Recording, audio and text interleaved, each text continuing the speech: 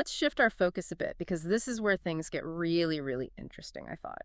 One of the more surprising areas that Carrier delves into, based on your sources, is the idea of pre-Christian mythological parallels. Yes, this is often a central part of the mythicist case.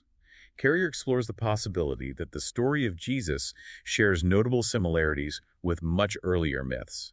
Is he saying Jesus is just a copy of older myths? His argument, as presented, isn't necessarily about direct, wholesale copying in every single detail. It's more nuanced. It's about the likely influence of shared cultural archetypes, or the borrowing and adaptation of existing narrative patterns and motifs that were already floating around in the ancient world. Okay, borrowing and adapting. And one figure in particular kept appearing in the sources when this was discussed, Inanna. Can you tell us about that connection? Right, Inanna. She was a very important goddess in ancient Mesopotamian mythology, Sumerian, Akkadian.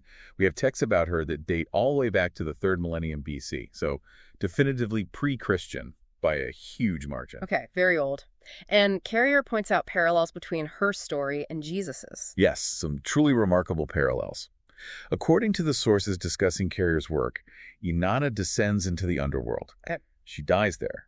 And this is a very specific and striking detail. She is described as being literally nailed up on a post or a hook. Wait, nailed up. That's the description cited, yes. Yeah. Then, incredibly, after 3 days, her messengers arrive. They revive her using the food and water of life, and she rises from the dead and ascends back to heaven. Hold on. Descent, death, nailed up, 3 days, resurrection, ascension. That's a lot of very specific overlap. It's a striking constellation motifs, isn't it? Carrier argues that the probability of such a unique combination of seemingly unrelated similarities appearing entirely independently in two completely separate religious traditions, thousands of years apart, is extremely low. Statistically improbable, basically. So he sees this as evidence of what? Influence, borrowing. In his view, it strongly suggests a likelihood of cultural transmission, assimilation of ideas, referencing of known stories, conscious or unconscious borrowing in the formation of the later Jesus narrative. He also notes that the cult of Inanna, later known as Ishtar, persisted for many centuries, even into the Roman era, the time of Jesus.